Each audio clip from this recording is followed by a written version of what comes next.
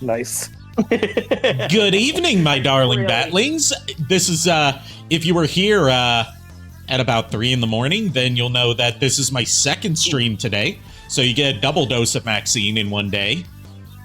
You should feel absolutely blessed by that. And yes, thank you for proactively putting the link to the Extra Life campaign in the chat this time instead of having to search up the link. Yeah, I planned ahead. I wanted to do like the whole bit and like set it up, but I'm like, you know what, that takes too much fucking time. Let's just get to the point. Exactly. So I know it's been Spidey Fridays for the past couple weeks, and the schedule said Spidey Fridays, but I didn't know that the Gex Trilogy was coming out this week, and I was going to do like, hey, let's do a Gex night, and then I went back on that and said, no, let's do a whole Gex weekend. Let's have Gex every night of the weekend.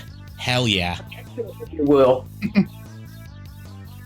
Just before we get into the Gex Trilogy tonight, which we're going to be starting with the original Gex. Technically not the original, it's the PS1 version, I believe, in this collection, instead of the 3DO one.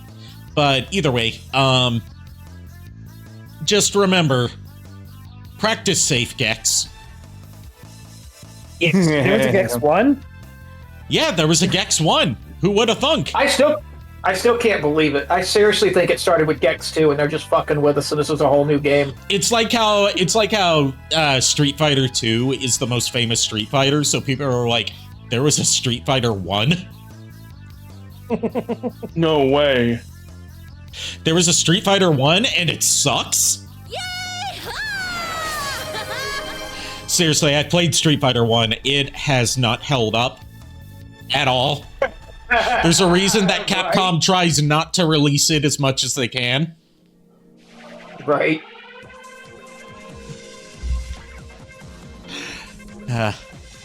Alright, my TV is having some weird issues at the moment, so we're gonna briefly lose picture and possibly sound. Like, I need to get a better TV. This one's not very good. What? I can't hear you. Hang with me for a sec. Ferret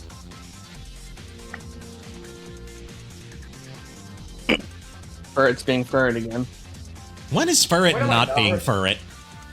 Exactly. Good question. Oh, hey, Amazon Prime's got a series about Dale Earnhardt. I saw that because I've got an LG Smart TV, and it gives me, like, ads for stuff that's on streaming. Nice. So yes, the Gex Trilogy, complete with new, very oddly high detail art of Gex. I never thought I don't know how I feel about seeing Gex with realistically rendered scales. It's horrifying, and I'm oddly enjoying it. Ba-da-ba-ba-ba. Ba-da-ba-ba-ba. Copyright infringement. My favorite version of that is the ba-da-ba-ba-ba. I hate it. And unlike a lot of limited runs recent remasters and re-releases, this one's running through the Carbon engine, which is the same one that they use for the remaster of the original Shantae. I do this. We don't have a Shantae Redeem, so I had to put RZ up there. Yeah, there's not really good options for a Shantae Redeem, and oh my god, this is so much louder than I thought it would be. Oh my god. You know what? You know what? I was lying. I just needed an excuse to put up RZ. I love how it has Gex playing Gex. Or is it Gex watching Gex show up? Uh-oh. Ari, you might want to duck. Oh no! Ah! Well, I guess this is me and JKR's stream now. Hold on while I switch to PlayStation. So, what do we do now? Hold on, I'm getting my We take PlayStation over!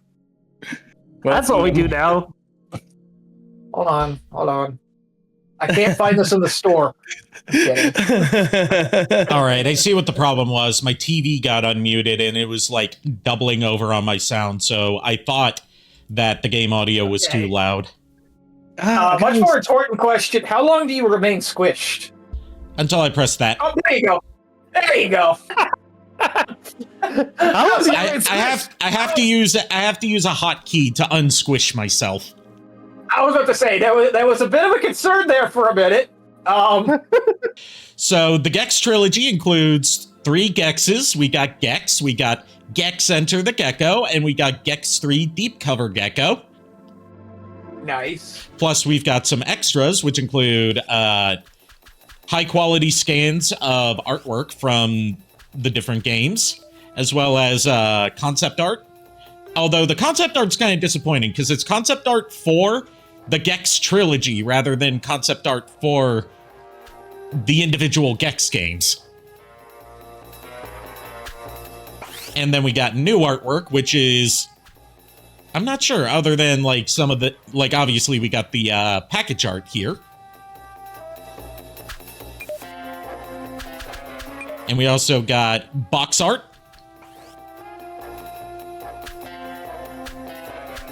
Did you know that Gex... They tried to market Gex in Japan, it didn't work, and as part of it, they changed its name from Gex to Spintail? What? And changed Gex, the character's name, to Reno.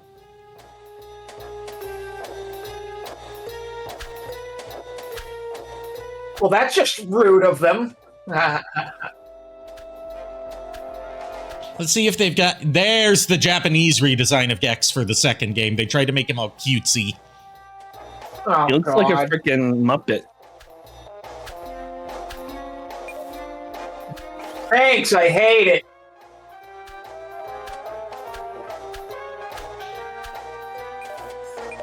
And we got scans of the manuals, which is important because this gives us the backstory for the Gex games. Like, before we get into Gex 1, why don't we read the backstory that sets up Gex? Also, it's a bit weird to control, like, the panning and zooming, because it's like you press right and it moves left, because you're not moving the camera, you're moving the image. No, you know what you need to do? You need to like read this as Hunter. You know what? I'm gonna try and read this in my best Gex impression. Apologies to Dana Gould in advance if he happens to see this. Also, this contains interviews with Dana Gould about his work on the Gex series. I mean, he might. He might. I still need you to send me that autograph sometime. I know, I'm working on it. To be fair, I took a while to ship something to Miles. Yeah. A bad TV day. Gex. Hawaii. A lush tropical paradise famous for many things. Magnum P.I., Hawaiian Eye, that TV show starring Jack Lord's hair, and most importantly, the world's largest population of gecko lizards. That's right, geckos. And one family of geckos in particular had a very special problem. Deep in the valley on Maui lived a gecko family that was just trying to make ends meet. Mom had her paws full raising 3.5 kids. Their numbers depended on their regenerative powers, while Dad was away doing research for NASA. Gex, the oldest offspring, was a bright lad who would spend his days with his friends, surfing, playing the ukulele, and throwing poi parties down on the beach with the local lady lizards. That all changed, though, the day Mom got a call from NASA telling her the tragic news. The rocket containing Dad and 10 other volunteers, chosen to see if they would eat tapioca pudding in zero gravity, had exploded on the launch pad due to a Band-Aid floating in one of the fuel tanks. The family's carefree upper-middle-class life was shattered, while the rest of the family dealt with their grief in the usual manner, crying, infighting, and rummaging through Dad's stuff. Gex bottled up his feelings. He took refuge in the only thing in the house that always provided him with undemanding comfort, the TV. Oh my god, there's a lot of lore to this. No. It's a fan. Oh my god! This might be the stream. This might be the stream. Gex right lore stream instead of playing Gex. Perfect, yes. Gex found out... Oh, this is low. Can I hide the UI? No, I can't. Gex found out that in his time of need, all his old and sometimes forgotten friends were still there, ready to take his mind off his troubles. There was Kimba the White Lion, eager... I'm sorry, what? Oh, I see what they're talking about. There was Kimba the White Lion, eager to take him on an adventure through the African savannas. The $6 Million Man would stop by with a quick bionic pick-me-up. The Partridge Family would play a song, then shake their heads at the wacky antics of Mr. Reuben Kincaid. These were Gex's true friends, and he was willing to spend the rest of his life in their groovy company.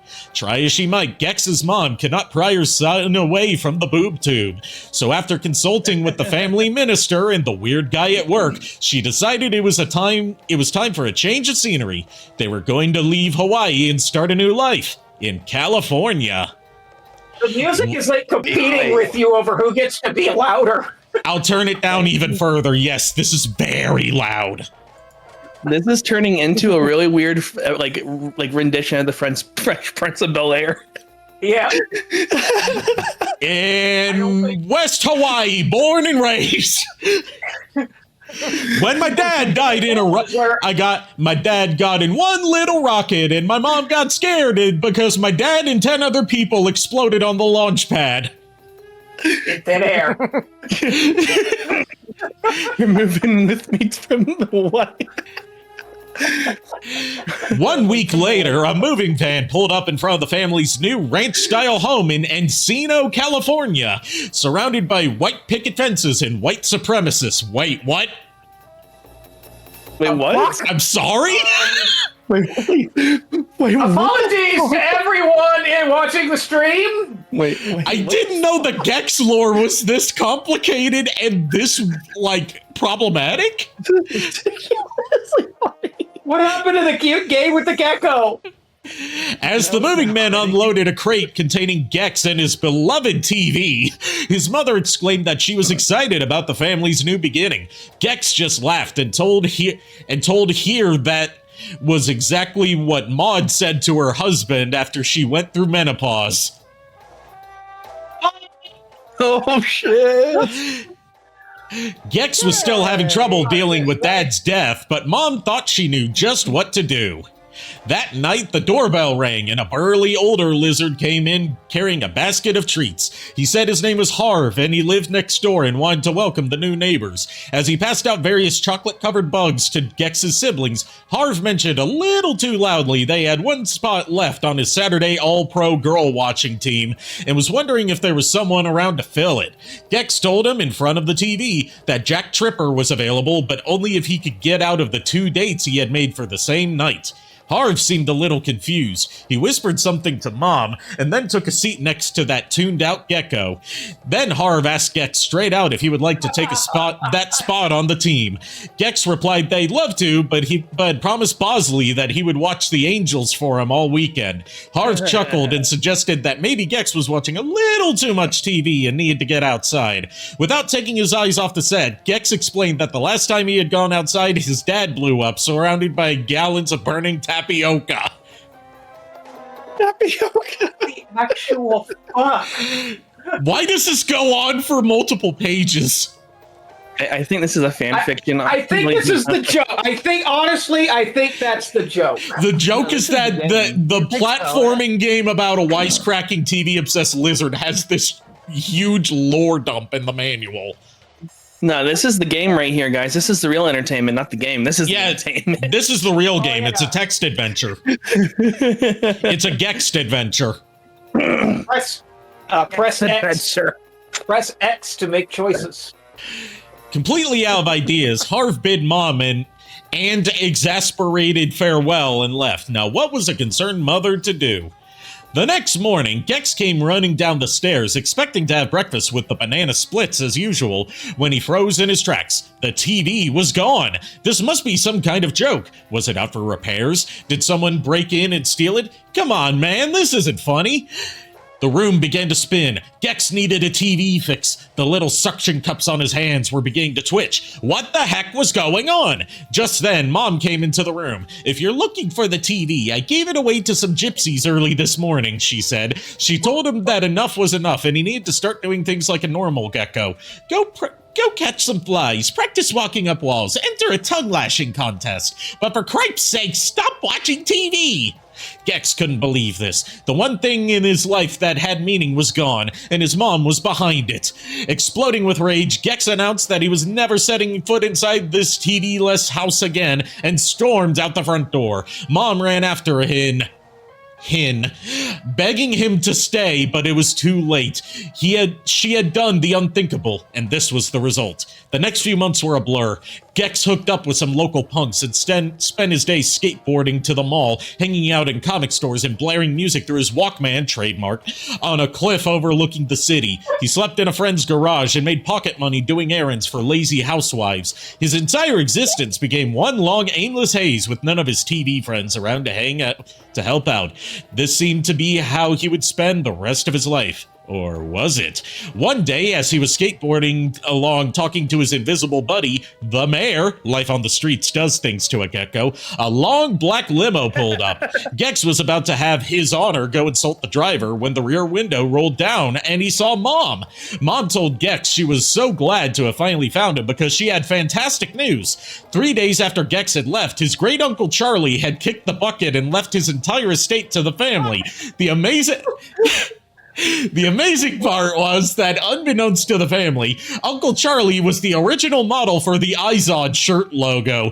He had invested his meager modeling salary back into company stock. At the time of his passing into the great beyond, Uncle Charlie's estimated worth was over $20 billion. The family was rich. Shocked out of his mind, Gex jumped up in the air, told the mayor that he had been impeached, and hopped into Mom's limo. The hard times were over. He was going to start living life right. Oh my god, there's more! What the hell is happening? Cold, are you okay? Look, working on The Simpsons does things to a man. For the next few weeks, the entire family went on a mad spending spree, buying houses, cars, local judges, and politicians. Mom purchased a 51% ownership in NASA and then fired everybody, sold the rockets to some third world countries, and converted Mission Control into a theme restaurant featuring robotic dancing chimps wearing spacesuits. So, JKR's kind of place. Yes. Gex's siblings said they had always wanted to see Australia, so they bought it. Gex, on the other hand, was not into all the cars, jewels, and other extravagances. He took his share of the fortune, tucked it into his pants pocket — he has pants apparently now — and went for a walk. He walked and walked and walked, wondering what to do with his share. It hit him. He would use the cash to fulfill a lifelong dream. Exactly 1 hour later, Gex called his mom down at her restaurant, Space Monkeys, and told her goodbye. He was going back to Hawaii. He was going to buy the biggest house on Maui, fill it with the world's largest TV set and enough food for decades, and then seal himself inside. He was going to spend the rest of his life watching all of his old TV friends getting into outrageous situations or amazing adventures. Mom wished him the best of luck and then ran off to rewire some faulty chimps. Gex hung up the phone and headed out to build his dream. In a few days, Gex was parked in front of his TV, munching from a nearby bowl of flies. He was in the middle of flipping through channels to see what was on. Nope, nope, nope, he droned as he clicked the remote again and again, surfing through reruns of Kung Fu Theater, a wacky cartoon, and an old Indiana Jones movie. I wonder which one. Those shows were so boring. He had already seen all of them at least 1 million times. He was ready for something different. Frustrated, Gex started clicking all the remote's buttons rapid fire, speeding through the channels in a super fast blur. But while he was clicking and kicking back, a fly buzzed by. Gex flicked out his tongue and nope, down it went. But the fly was in reality a metallic transmitter. Gex was bugged. Suddenly, Gex's remote jammed and the TV blinked. A huge hand shot out of the TV, grabbed Gex by the neck, and zzz! Just like that, Gex had been yanked through his TV into the media dimension. The cold claw belonged to Rez, who had hooked Gex with a bugged fly. Hey, Shadow Dragon, we're reading through the overly complex lore of Gex before getting into playing Gex. Rez was the lord of the media dimension. He now intended to make Gex the new network mascot. Out with the peacock, in with the gecko, he rasped. Gex could only escape by getting his paws on the remote controls hidden throughout the media dimension. Once he had the remotes, he could destroy the TV sets that blocked the exits and were the portals into the next worlds. Gex had to find the last remote, blow up the last TV in the last world, and make it home, or spend the rest of his gecko life as a bronze network mascot. What the powered industrial? Oh no! Indeed, what the powered industrial fuck? Why is there so much background and lore for Gex? Was that good for anyone else? Well, good times were had by all. Are you ready to see how all of that is summarized in the opening of the original Gex? I'm going to assume none of it except for the end. Yes, exactly. It was so fucking stupid. Necessary and just absolutely no point to any of it whatsoever. And god damn it, Data Gold, I love you. The second part is, I wonder how much Data Gold actually had to do with writing any of that. We could watch some of the interviews sometime where he talks about working on Gex. I haven't watched them yet. Seems like something you would have done. This just came out a couple days ago, and I just got it yesterday. That is also fair. All right, how to play Gex. This is probably my, oh my god, the old man Gex in the bottom left. It's frail time! This is probably my preferred way to play the original Gex right now because it has a quick save, whereas the original PlayStation and Saturn Gex has no save feature, just passwords. Fuck them for that joke. Hey, you know what I'm gonna do? You know what I'm gonna do now? Okay. Hold on.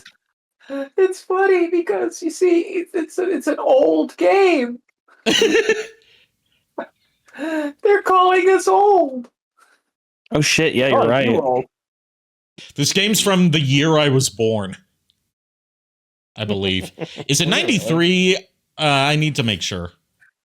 Oddly enough, Gex is one of the only old games of this Oh gosh. What's the word I'm looking creepy for? As hell. This Gex is creepy as hell. Wait. What is this? Like the PlayStation essential pack, I guess you could call it. Yeah. Gex is the only one I never had. Yeah, this originally came out on the 3DO because it was an attempt to make a mascot for the 3DO. Usual morning routine of nude funker size, fired up the Barca Lounge, grabbed a quick bite to eat, and prepared to watch some serious tube. I'm doing something crazy right now. I'm afraid. Crazy? I was crazy once. Be We're afraid. about to be in a room. Rats. Rats make me crazy. No, but there's no rats. There's just geckos. This is our villain Rez, by the way. I like his voice. I did my crazy. Oh, you made yourself Gex. Crap. Oh god! Poor Gex. That'd be kind of fitting. I know exactly why that happened. We saw it happen to someone else in the Scott the Woz promo for this collection. Let me guess, you drank the tap water at Jerry Garcia's. Wait, I what? warned you about that. Yeah, Gex warned you about that. Note to self, don't drink tap water at Jerry Garcia's. Turns out the reason you don't do... Did Square get the rights to Gex after the 3DO? Gex was never owned by the 3DO company. It was created and owned by Crystal Dynamics, which was later bought out along with their publisher Eidos by Square Enix. Eidos and Crystal Dynamics ended up being split off from Square Enix during the production of this collection and were bought by the Embracer Group, which is why we're getting new Tomb Raider stuff that's more like classic styled. But because this was put into production before that split happened, Square Enix is still credited. It's very complicated. But basically, the studio that gave us the later Tomb Raider games from like Legend onward is responsible for Gex. Time to teach someone some manners. They're responsible for Gex, and they're responsible for the Legacy of Kain. Yeah, this place has all the warmth of a Dick Clark special.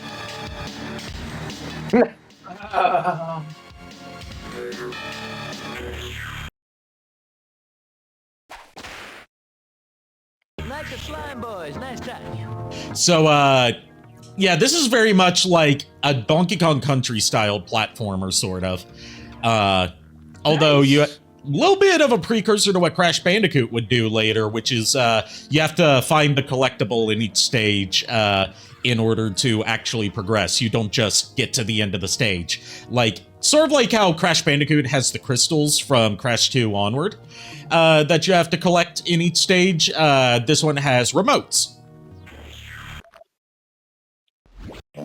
Like, if you don't find Frankie and Helly. I'm not in Kansas anymore. Get ready for a lot of one-liners, because Gex never shuts the fuck up in this game. Good. We need all the Gex we can get.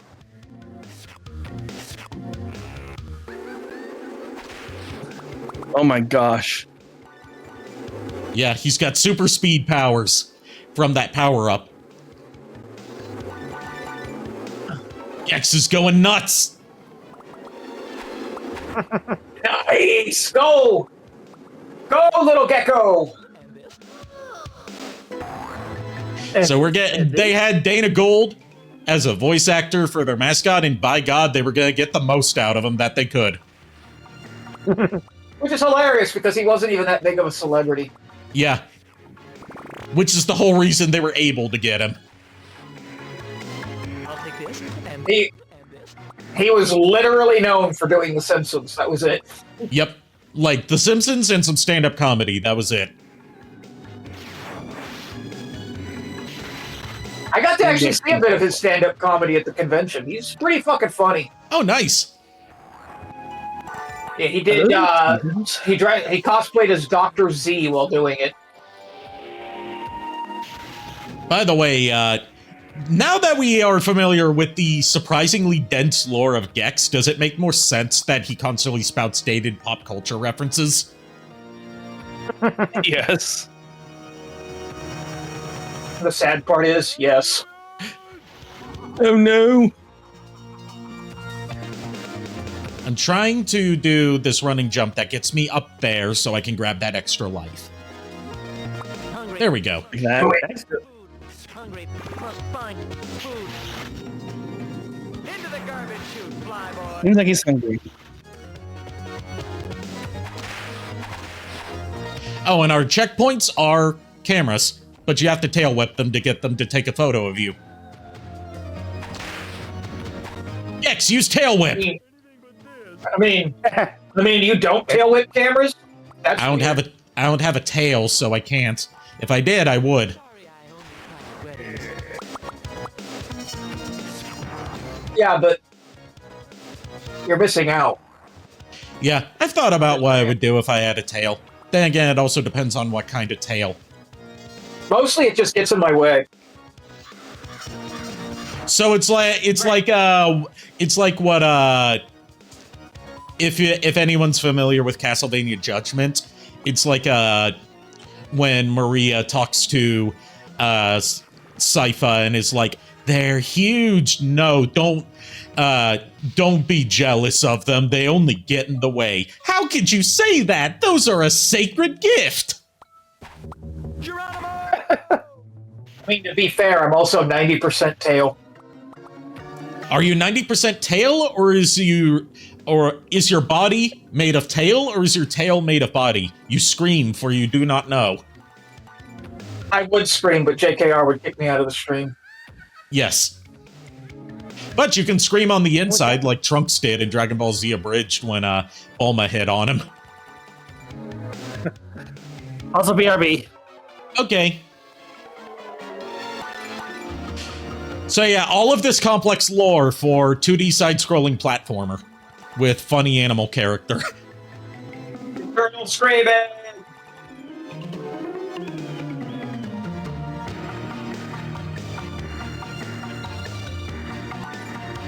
And if any of you guys, I say if any of you guys, of course you guys missed my 3 a.m. stream this morning for the VTuber Creator Club Oshi Train raid for Pride Month. I didn't expect many people to show up, but there's not going to be a VOD of that one because it was just like a one-off thing. And it was just me playing some Shadow Generations and talking about some of my experiences as part of the LGBT community. And yeah, it was fun. I found some new people to try and network with. That's good. One of them, the person that I raided into, can't remember what his name was off the top of my head. It was a schedule of like people who would raid into the next person in the time slot. And the person I raided into, his VTuber model was a chow dog, you know. Oh, that's interesting. And it was modeled after his pet chow. Like his real life dog. Adorable. Yeah. It's bonus time. Use the skulls to kill Frankie. What? The Frankenstein geckos are called Frankie, and we're supposed to tail whip the skulls at them to kill all of them. If we kill all of them, we get a bonus. Those poor geckos. What did they ever do to you? Tried to kill me? It's self-defense. Granted, they're not a... Granted, they haven't, you know, tried to kill me in this moment, so it's preemptive self-defense. I'm American. It's my right. Okay, that's fair. There we go. We get 6 extra lives and part of a bonus remote. They're generous with the bonus lives. Yeah, you can rack up so many extra lives in this game. Like, I had a playthrough on my main profile that I haven't finished yet. I'm only on, like, World 3, and I've already got, like, 89 lives. Jeez. Tail whip. So, you've seen how Gex can, you know, climb up walls and ceilings, right? That's already cool enough for a platforming mascot. He can also climb on the background in some places. Interesting. Which, that's a unique concept for the time.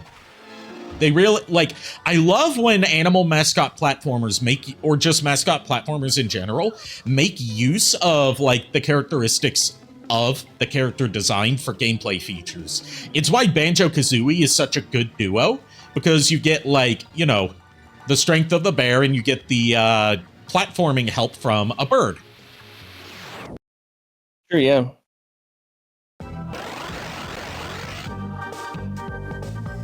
Oh no, he's possessed! Someone call a Gexorcist! Oh my gosh, he really was. Did he say kill your TV? Yes, he said, kill your TV, man! I guess you went anti-TV after being dragged into a TV? I mean, if you were dragged into a TV, you'd probably be anti-TV after being stuck in there for a bit, depending on what TV channels you were stuck in.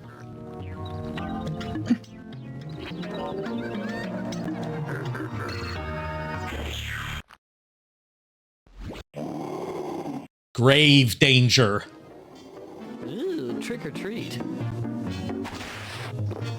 Yeah, if there's one problem I have with the original Gex, it's that each world has just one theme to it. So it's like, granted, there's only 4 levels and 1 boss in each world, but I feel like each theme kind of overstays its welcome because it's like there's, you know, it's not like, you know, Donkey Kong Country or Mario where, like, yeah, you have the themed worlds, but you have varied level aesthetics between them.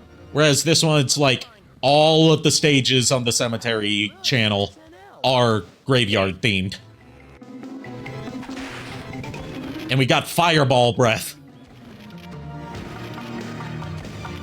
Fire! Fire! Who do you think would be more happy to have the ability to shoot fireballs out of their mouth? Beavis and Butthead or Rika? Are you kidding me? Rika is like, there's like her one fucking goal. She wants to learn how to breathe fire. Oh, yeah. She would absolutely love it if she could shoot fireballs out of her mouth. We also get ice breath in certain levels. That's it. That's a spot. She'd like that left.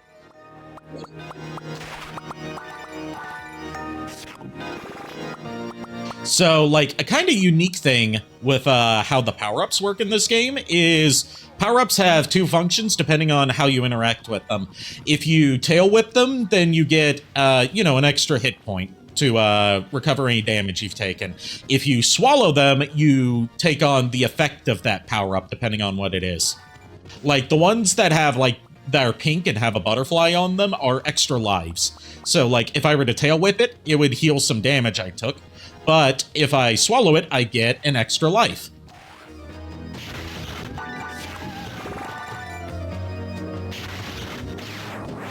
Nice. This would be great for my collection. Gex, I'm afraid of what you collect. But in a cone of the cream of ice. Rika's actual life goal is to become fire itself. Ah, so she's like Electro, but with a better element. Yeah.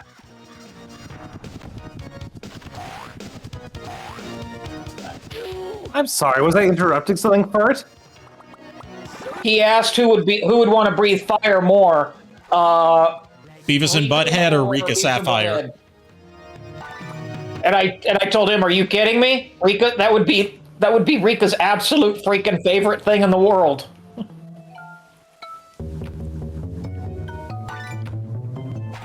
So what you're saying is she needs to take some lessons from Gex and Yes. start eating bugs. Ugh.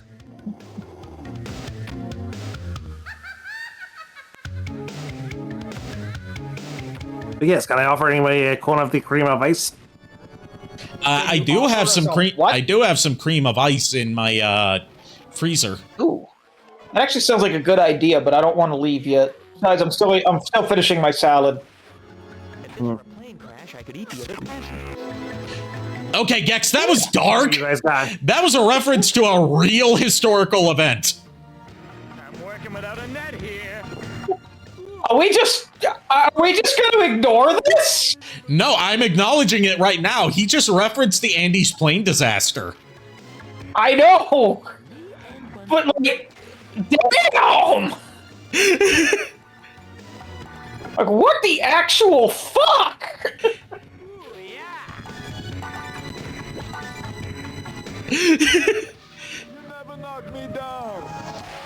This was a kid's game, yo. Yeah, this was a kid's game, rated E for everyone. Remember, kids, cannibalism is okay as long as it's historical.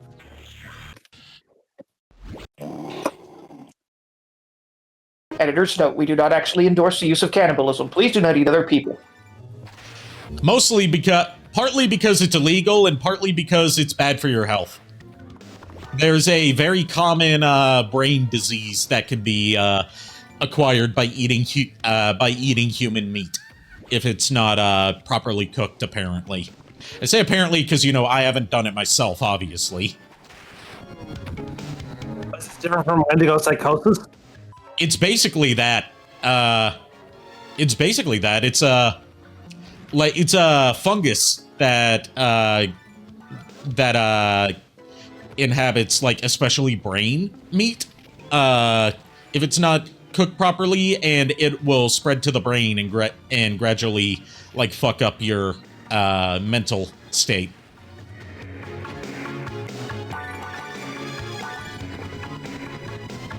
That's why Now you know. That's why, people that study, the handful of societies out there that practice cannibalism, mostly as a last resort during times of famine, rather than, as a common practice, they try to avoid eating brains as much as possible.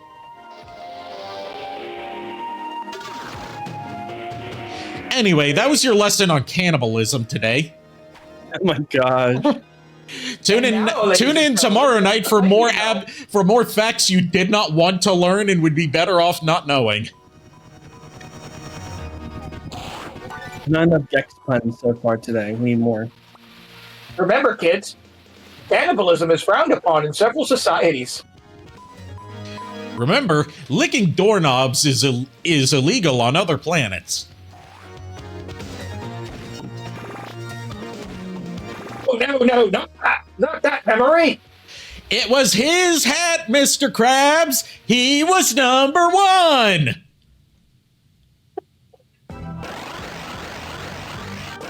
I still say the single greatest gag that SpongeBob ever made, and they will never top it, is when they're in the cemetery trying to bury the health inspector. Yeah, and they see Squidward crying over a grave. Yeah, and it's here lies Squidward's hopes and dreams. What a baby. But what flavor ice cream you guys got? I got chocolate chip cookie dough. I have Neapolitan or caramel crunch, I think is what it's called. I don't have ice cream. I had butter pecan. Actually, no, it's not chocolate chip cookie dough this time because they were sold out. It's dark chocolate with chocolate chips. Ooh, that sounds good. Just tomato soup.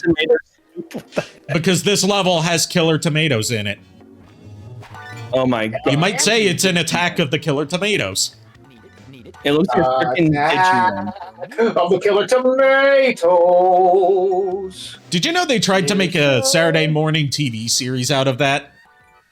Yep. Also, if you want to see something that's kind of in line with Attack of the Killer Tomatoes, but is meant as both a parody and a tribute to a legendary horror movie, and is available on YouTube for free, look up Night of the Living Bread. I remember that.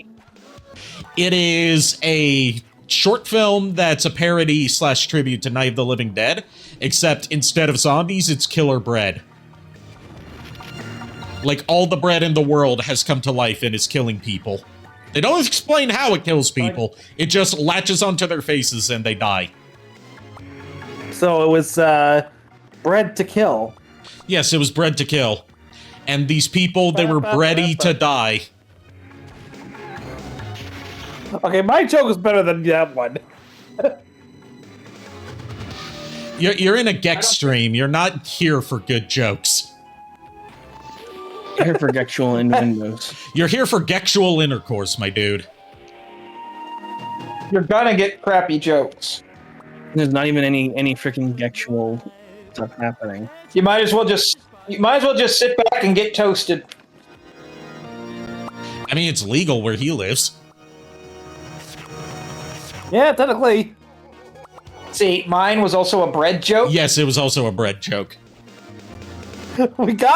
I got that, but Ari made it funny.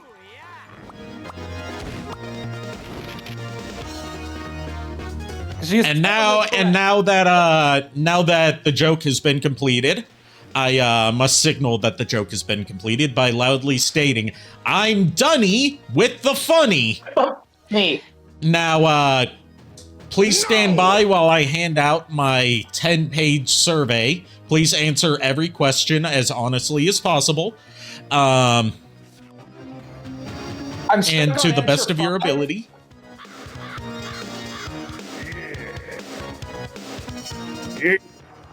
I'm stuck on answer 5. I can't figure out whether the kitten should be blue or green.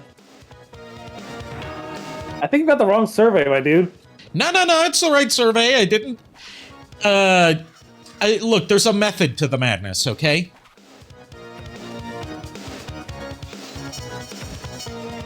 You didn't think I just do random bullshit, did you? I'm not Moon Knight. Guys, this is madness. No, this is Patrick. Marvel Rivals greatly underplays just how insane Moon Knight is.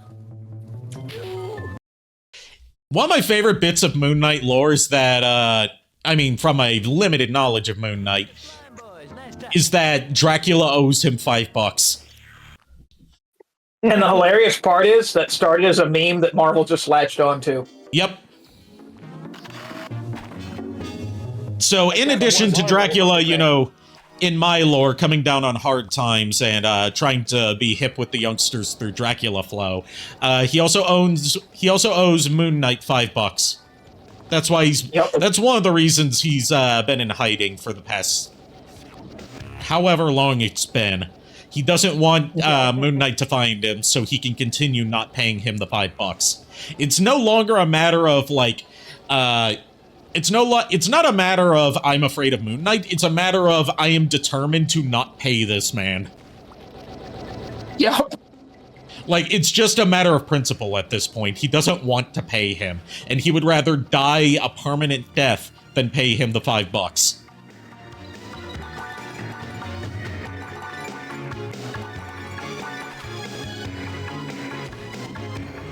I love that they actually acknowledge that in Marvel Rivals, too.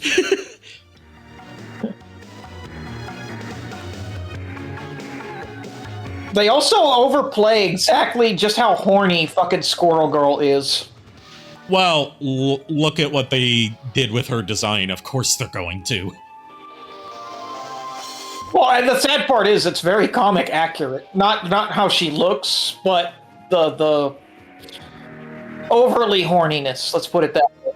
Yeah. I mean, one of my favorite things to come out of Marvel Rivals, as someone who still hasn't played it yet, is it's led to a resurgence in fan art of my favorite BlazBlue character, Makoto Nania, who is a part squirrel character, like a cat girl, but with squirrel features. And it's fan art of her paired up as like a bestie with Squirrel Girl. Aww.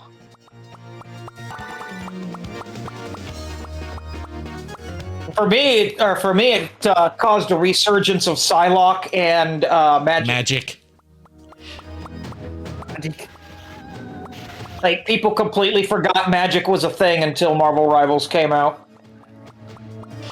Speaking of obscure characters that got referenced in relatively recent Marvel video games, you want to know who got a shout out in Spider-Man Miles Morales that nobody expected to get referenced in a modern Spider-Man game? Danica? Dazzler. Dazzler, yeah. Because previously... Dazzler, yeah, from the X-Men. Yeah. But yeah, they did Danica as, you know, a podcast host, and everyone agrees that Danica in the Marvel Spider-Man games is better than Danica from the comics. Absolutely, and she's voiced by Ashley Birch. Ashley Birch doing one of her rare non-unhinged roles. I would argue Danica can get pretty unhinged, but yeah. Well, Danica gets unhinged in terms of, like, fangirling. I'm talking more like criminal psychopath. Like Tiny Tina.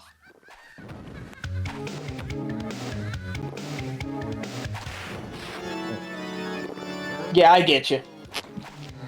I've actually met Ashley Birch before. I'm jealous. It was at NecoCon one year. They had the cast of Borderlands 2 there as guests.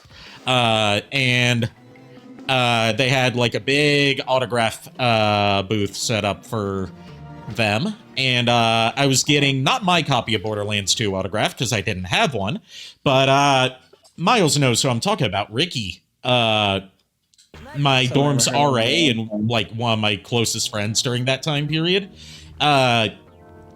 wasn't able to go that year. But he gave me his copy of Borderlands 2 to get autographed by the cast.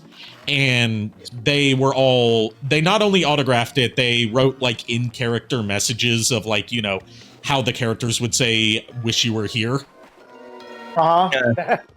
And, you know, Ashley Birch was one of them that signed it. The one that stuck out to me was Chris Rager. Who voices Torg and who I'm more familiar with as the voice of Mr. Satan from Dragon Ball Z.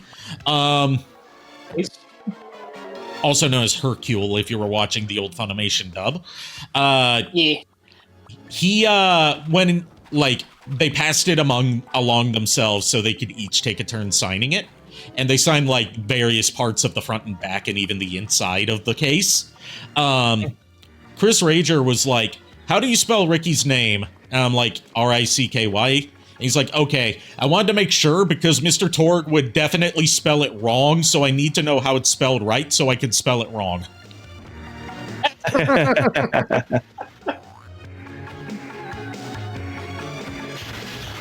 And Ashley Birch and Chris Rager were the hosts of the intermission for the cosplay contest that year. And they hosted in character as Tiny Tina and Mr. Torg. Nice. I went to a panel that Shirami Lay and Patricia Somerset and I forget the other guy were part of. Josh Keaton. Josh Keaton, nice. Yeah. They were all part of this panel because they all voice video game characters. And Shirami Lay had said that Borderlands 2 was her horror story. Because as much as she loved voicing the mechanic, I can't remember her name. Gage. Yeah, Gage. As much as she loved voicing Gage, apparently she was worried she was going to get fired because Gage does a lot of guitar riffs, like vocal guitar riffs. And she had no idea how to do vocal guitar riffs. Oh, jeez. Like, she was terrified she was going to get fired because she couldn't. I have a similar story about attending a panel that Shirami Lee was at. So it actually, sorry. Go ahead. I want to hear the rest of this. Joke. Yeah, it actually became a running joke. If you notice, Gage's guitar riffs get progressively worse as she does them. And that's actually because they thought it was cute that Shirami Lay couldn't do guitar riffs. So they deliberately told her to do them badly. Aww. Yeah, Shirami Lee is adorable and so sweet when you meet her in person. She absolutely is. My story of meeting her is, like, this was pre-Nier Automata. So, like, she hadn't broken through as, like, a huge voice actress yet. She was mostly known for, at that time, for voicing Asuna from Sword Art Online. Reminds me of Ed tapping his birthday cake. And Venus. Well, I think this was pre-Sailor Moon dub. Slime boys, nice time. It came after Venus. Okay. Yeah. But most people in that line wanted her autograph for Asuna, of course. I was the only person that had Plutia from Hyperdimension Neptunia merch for her to sign, and she was like fangirling over it and wanted to know where I got it. Because Plutia is one of her favorite characters she's played, and we, like, had some time fangirling over how great of a character and how adorable Plutia is, and she signed my Plutia mouse mat, with her favorite Plutia line, which is, I'll make a plushie of you. And, then, like, I've told the story of, like, Bryce Pappenbrook's panel eating into my Abridgimon Frontier panel. That was also one that Shirami Lee was at, and also Liesl Wilkerson, who is the voice of Nina from Tekken. And the running gag that they had through that one, other than Shirami Lee referring to Bryce Pappenbrook as Big Brother, because he voices Makoto from Danganronpa, and Shirami Lee voices his younger sister in Ultra Despair Girls. But,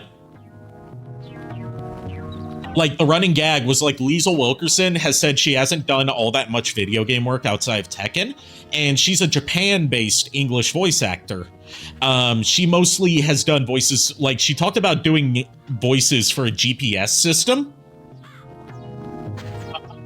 Like, one of the old car GPSs. And, like, the running gag was, like, them just saying, like, turn left here. Oh, God. Because she had, like, she talked about how she had to record everything in such staccato delivery because of how the GPS reads stuff. Right. So they just kept on randomly giving out GPS directions throughout the panel. See, part of me, but I'm guessing this was probably pre-Demon Slayer days. Yeah, this was definitely pre-Demon Slayer. This was 2015. Yeah. So I was gonna say, God, I wish it had been a joke about Inosuke giving directions. I'm hungry, damn it. Because he would be like the absolute worst GPS you could have. Turn left! Stupid beauty human! I haven't seen Demon Slayer. I haven't seen a lot of anime. I've been neglecting my anime watching duties as a weeb. Demon Slayer is one of the few modern ones I would actually highly recommend. Like, I still need to get caught up on Miss Kobayashi's Dragon Maid. I'm more caught up with the manga than I am the anime. Partly because the anime does, mostly because the anime does stuff out of order. The movie is an adaptation. The movie that's coming out is an adaptation of a whole plot line that was in the manga. Yep. And like, I'm also I haven't read the manga in a little bit because I was reading like some fan translations because there's not many bookstores near me that sell manga. In the manga, at one of the points that I was looking at, they finally gave us a proper introduction to the often spoken about but not seen until this point younger sister of Lukoa. One for me and one for me. Really? The one that, you know, she had a drunken fling with that led to her losing her goddess status. Oh. It turns out, after that, her younger sister has a siscon complex now, and she's got her own human form that looks sort of like a younger Lukoa, but, you know, not as overly thick, and she wears, like, overalls. And, like, she also wears a hat like Lukoa does, and she has moved in with Shota, and she's like, okay, if Lukoa's got the hots for you, then I'll pretend to have the hots for you, so I can be with my sister through you. God. Oh my gosh. So now Shota's got two, you know, very not okay dragons living with him that he does not necessarily want. I feel bad about that. I mean, that tracks. Also, her name is Quetzalpatl, but she goes by Petla for short.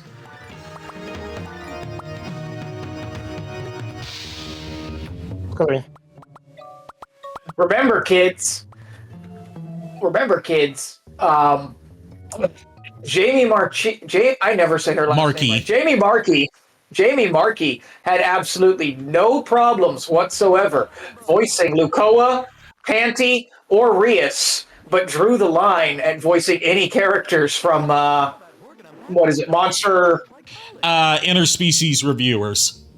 Yeah, any interspecies reviewers. She absolutely refused to voice any character from it. Well, part of it is because, like, a lot of people don't get the full context of what the interspecies reviewers controversy was, in terms of, like, Funimation's handling of it, and why they went all, like, cold feet on it.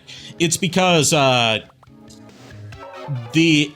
manga is nowhere near as explicit as the anime is. And it was to the point where, like, this wasn't just a thing with Funimation. That's a thing that a lot of people miss as crucial context. In Japan, the broadcasters were shocked by how far it goes when they expected it to be a lot more just like wink, wink, nudge, nudge. Oh, jeez. So, like, nobody on either side of the ocean was expecting it to be as, like, just straight up pornographic as it is. So when Funimation was in the, you know, had agreed to license it before the show had started broadcasting in Japan, as they tend to do nowadays, they didn't know it was going to basically just be porn. This would be great for my collection. Yeah, weird. That's why they backed out of it.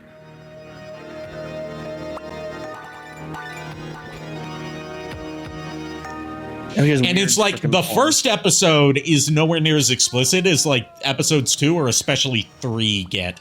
Because 3 is the first one that has just a full on, you know, not safe for work scene in it.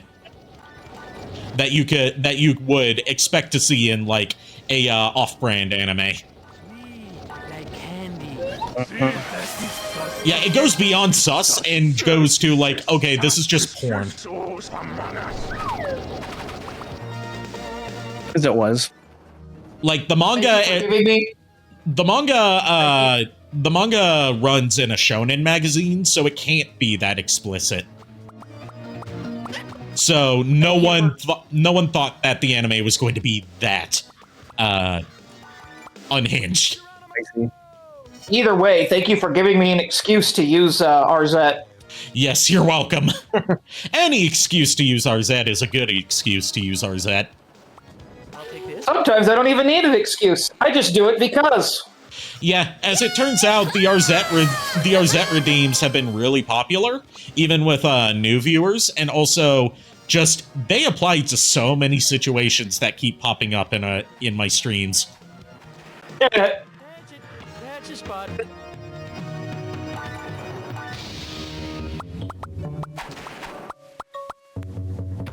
But yeah, the interspecies reviewer situation is not a case of like, oh, Funimation is stupid and bad. It's a case of they were under the impression that it wasn't going to basically be hardcore porn. And that was where not only they, but their voice actors drew the line. Times were simple on Walt. Yeah, it's understandable though. Yeah. It's to the point where, like, in Japan, they had to move its broadcast off of, like, the main networks and put it on a satellite channel that is used for broadcasting, like, more explicit ecchi anime, like the uncensored versions of High School DxD and stuff like that, called ATX. Because the main networks would not have any part of it, even in a censored form. Can't imagine why. Can't imagine. Also, it's got some very rare, even though it's, you know, debatably not handled in the best way, but it's got some very rare intersex representation through the Angel character.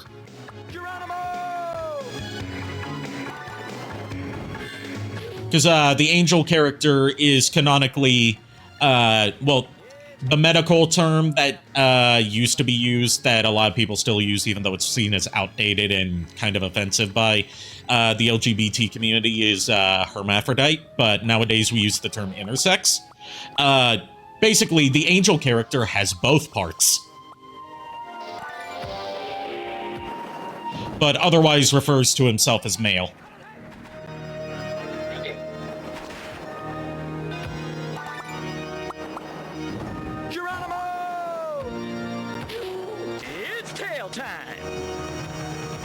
What is he hitting them with when he butt bounces? His tail. He turns it, he like coils his tail into a spring. Okay, I see it now. Yeah, incidentally, I have the Game Boy Advance versions of this. Nice. Yeah, the Game Boy games were like different games than the main Gex games, as was, you know, always the case with Game Boy. Like any handheld versions of a console game, it was always going to be basically different, especially in the 3D age. Nice. It's wild. It's wild to think that the entire idea of like, oh, the handheld version is going to be a completely different game, is basically dead now, thanks to smartphones becoming more advanced and cloud streaming and the Nintendo Switch being a hybrid home console and handheld. Like, the idea of, like, oh, it's the same name, but it's a completely different game, depending on whether you buy it on console or on Game Boy, is basically a thing of the past now. Crazy to think about.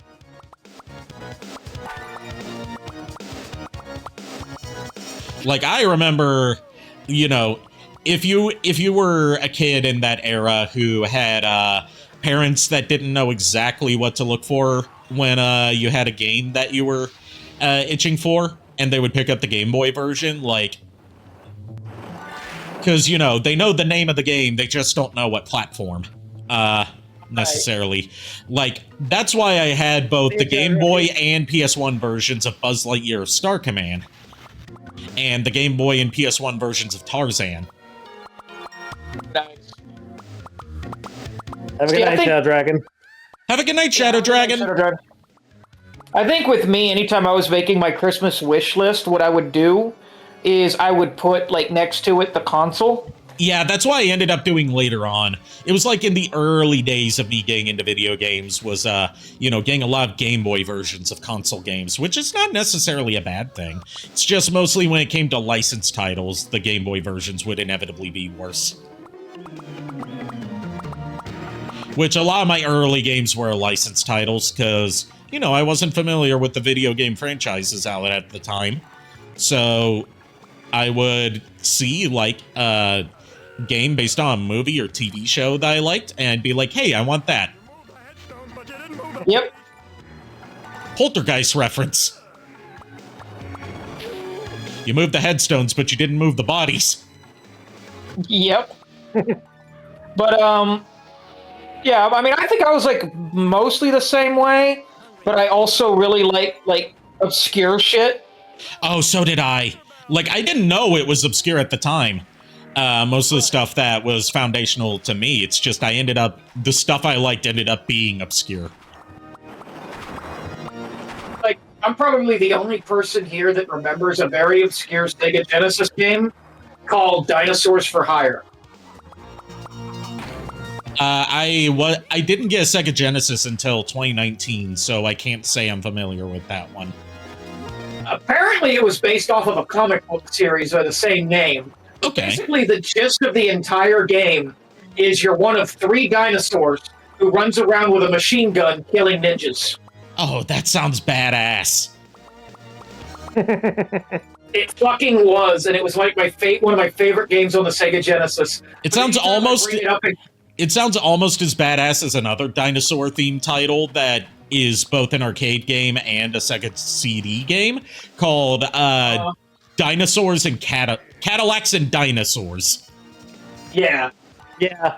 I mean, I might play it on my stream someday once I figure out how to get the thingy hooked up to where I can stream with it. You should be able to just hook it up through your capture card, shouldn't you? You would think.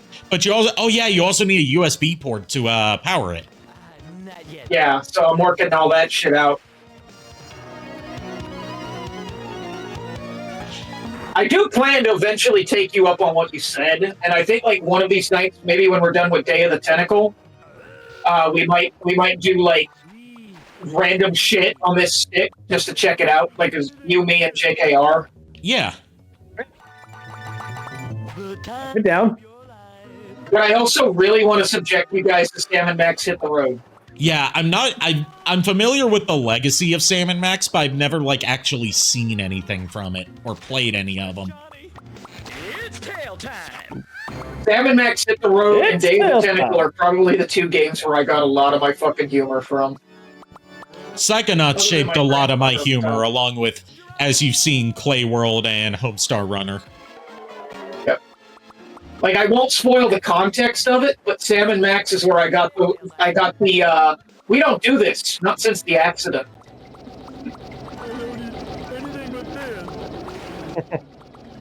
And as you've seen, Clay World is where I got a lot of my quips from. Especially the, I said,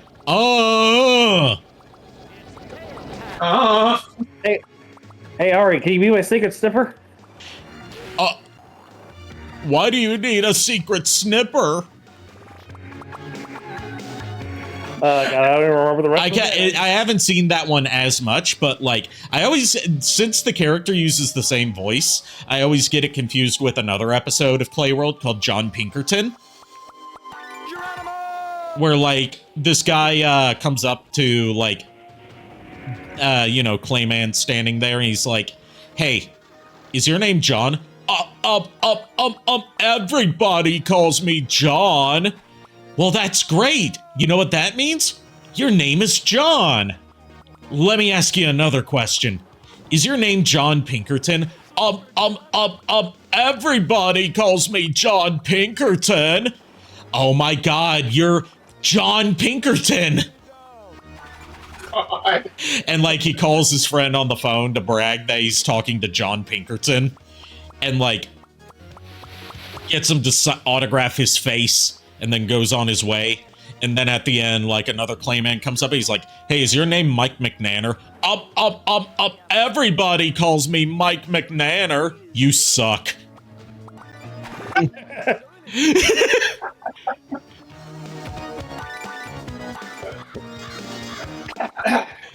Now, Bert will serenade you with the song of his people. Macaroni, macaroni, macaroni. Macaroni, macaroni, put the cheese in the noodles, and what do you get? You get macaroni, macaroni, macaroni. I'm glad I've been able to spread that brainworm to multiple people now. Like, not just you, but it's also infected Chuck, and it's infected, Nico as well. Oh god, poor Lulu.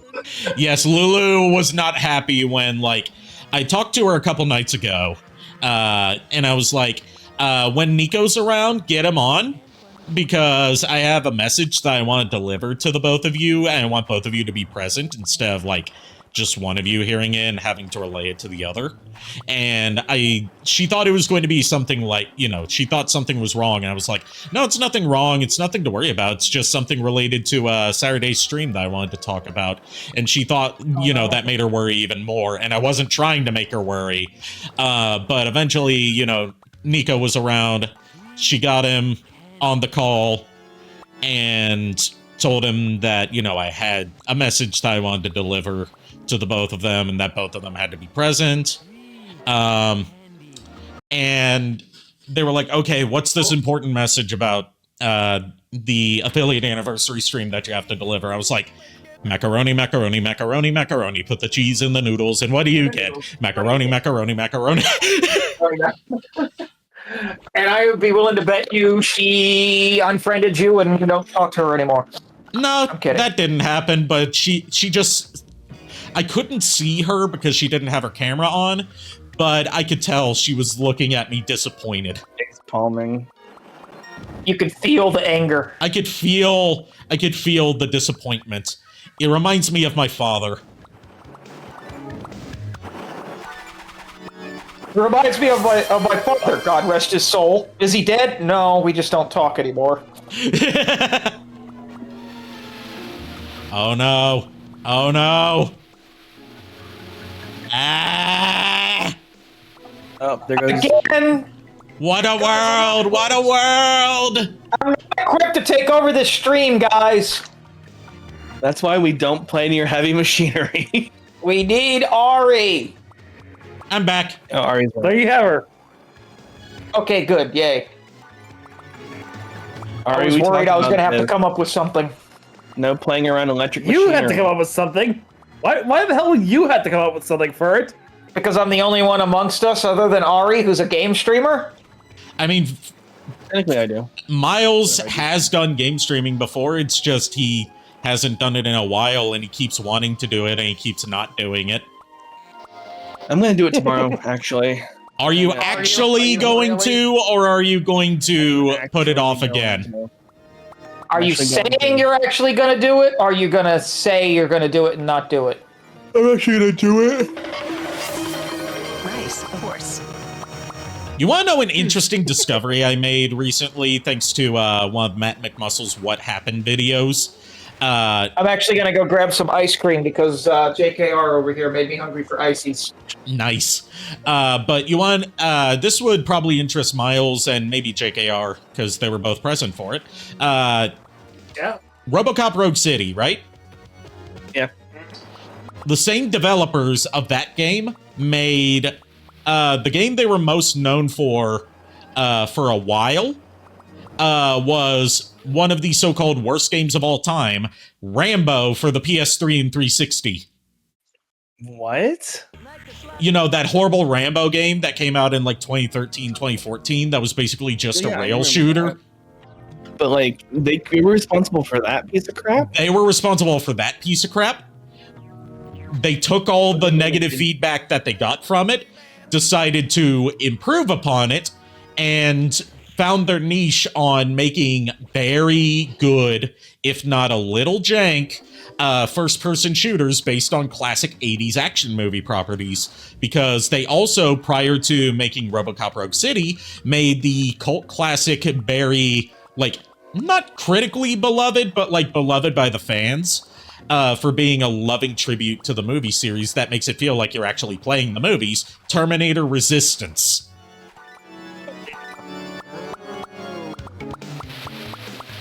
I remember that.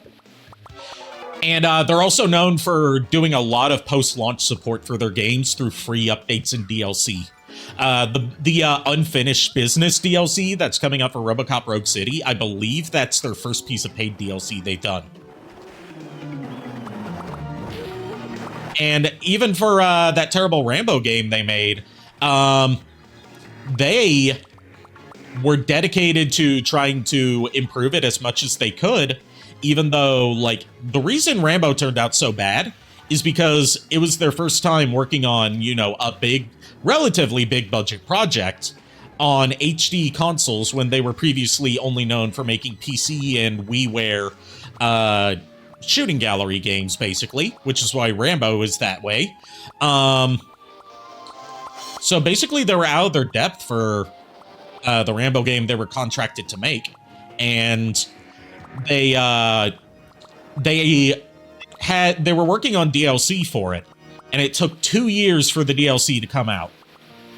Like, well past the point that anyone was still, you know, interested in or cared about the Rambo game, right? Yeah. They still, even though there was no reason for them to follow through on this DLC because the game had already bombed critically and commercially, they still released the DLC and gave it away for free. Huh. And the DLC also included a patch that fixes a lot of the bugs that were present in the game at launch. And the reason that the DLC took 2 years to come out, other than, you know, adding a bug fix patch on top of it, was because they had never done DLC for any of their games before. They didn't know that when you design a game and it's going to have DLC, you have to design the game so you're able to add new content to it post-launch, and they didn't do that. So they had to basically rework, they had to not just, you know, do bug fixes for the game and create the DLC, they had to recode the entire base game to make it so the DLC could be added. That's interesting. So they put a lot of time and work into a game nobody gave a shit about. And I respect that. What game was this? Rambo for PS3 and 360. And the developers, I said, like, you know, after making one of the worst games of the PS3 360 generation, went on to make the fan favorite Terminator Resistance and the surprise hit from 2023 that was RoboCop Rogue City. I did finish my playthrough of RoboCop Rogue City. We've only done one session of that on stream so far, and I'm loving it. Even as someone who, you know, has only seen the original RoboCop, not any of the sequels.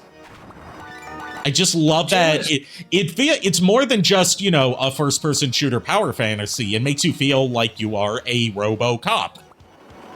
Yep. Sure does. It makes you feel like he is a robot, he is a cop, he is a RoboCop. They shot his head in, then he was dead in, now he's a RoboCop. Your room. I am in my room. Good, stay there. Well, I mean, she couldn't exactly leave unless she wants to leave the stream. You know.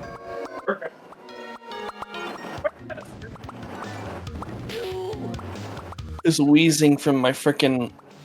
No, the sad part is I got way too into the fact that you could pick up motorcycles and throw them at people. Throwing stuff at people is so fun in that game. It really is. But like part of my stream Throwing people at people is so fun in that game. Right? Or kicking a fucking door in and it like crashes into somebody. Yeah, and like then it goes slow motion and you get like a few seconds to pick off everybody. Oh, god damn it! That game is so fucking good. It has no right to be as good as it is, and I'm happy that it's as good as it is. So I don't mean to change topic, but Gex's tail slap reminds me of Chuck Norris's roundhouse kick for whatever reason. That's probably intentional. Gex is what now? Reminds you of Chuck Norris's. His tailspin move reminds him of Chuck Norris's roundhouse kick. You know, like this kind of move. It kind of looks like Chuck Norris's roundhouse kick, and that's probably intentional, given how much of a TV addict Gex is. It's not an addiction. I can quit anytime I want. I just don't want to. Gets dragged into the TV. It's just a problem. Gex Norris. Oh God! Oddly specific, but okay. It gets even darker when you find out about the horrific crime that Rick James once committed with his girlfriend. Oh, jeez. Yeah. I don't think I want. While he and his girlfriend were high on cocaine, they kidnapped a woman and tortured her. Jesus. Like he said, cocaine is a hell of a drug. James, bitch. All right, time for the boss fight. This will probably be the last part of tonight's stream. I didn't know where to go with that. Oh, man. Short stream then. I told you it was probably going to be short because I did have to stream at 3 in the morning, and I also had a busy day. Lightweight. The Gex session is ending early. So, here's our boss. I'm kidding. Exorcist. Mix of Exorcist and Poltergeist. I don't hate her. I find myself questioning her age. She's supposed to be an adult. As you'll see as she takes damage. Like, she doesn't lose clothing, it's just like, she starts to look more monstrous and decayed. Oh, why you gotta ruin my fantasies? Just don't hit her with your tail and you'll be fine. Like, you can see she's got some curves. Yeah.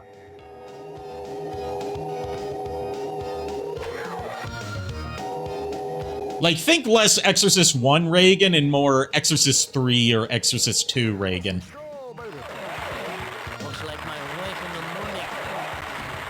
You know what? Still would. Gex, you're not even married. What do you mean it's like your wife in the morning? Aww. That was a fast boss fight. The boss fights are usually pretty fast. You'll be happy to hear that the boss of one of the worlds is basically just a boss fight against Gamera.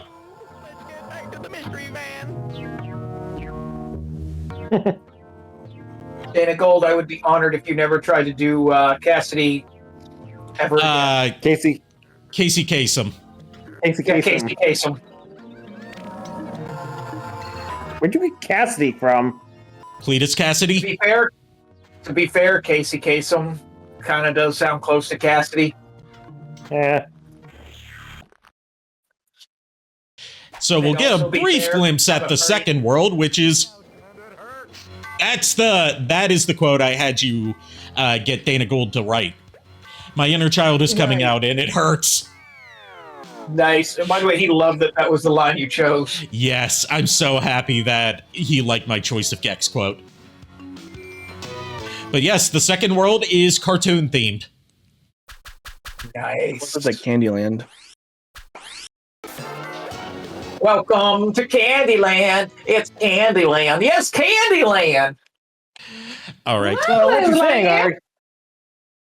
you're saying, Ari, is that this is a Toon World. Damn it. Yes, it is a Toon World. It's actually called New Toonland. This is not Yu-Gi-Oh. Lululand. Lululand. Lululand. Shut the fuck up. Not Yu-Gi-Oh. This is not Toon World. Nah, It's Toon Land. because unlike the actual Yu-Gi-Oh card game, the tunes are actually good at stuff. Running a tune, fixed Toon running World. a tune deck in an actual Yu-Gi-Oh game, to my understanding, is very complicated and not worth it to do.